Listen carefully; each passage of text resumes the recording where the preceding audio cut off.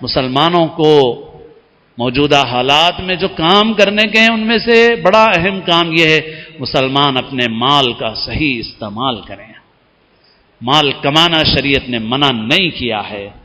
مال کمانا منع ہوتا تو زکوٰۃ کی فرضیت نہ ہوتی۔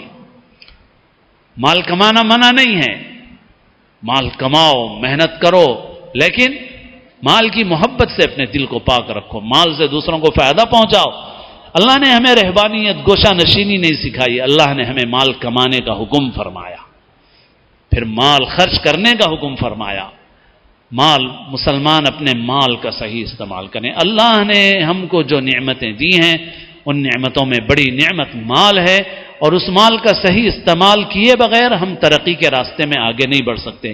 آج اس وقت مسلمان جس زبوں حالی کا شکار ہے اس کی ایک بڑی وجہ یہ ہے کہ مسلمانوں نے اپنے دین کو چھوڑ کر اپنے مال کا من مانی استعمال شروع کر رکھا ہے اور استعمال کر رہے ہیں، اسراف میں، فضول خرچی میں، اللہ کی نافرمانی میں، اور دنیا کے دوسرے لوگ اس مال کا صحیح استعمال کر کے دنیا کے اعتبار سے ترقی حاصل کر رہے ہیں، اور ہم اپنے اس مال کو اللہ کی نافرمانی کا بھی ذریعہ بنا رہے ہیں اور خود اپنے لیے بھی بربادی کا سامان بنا رہے ہیں۔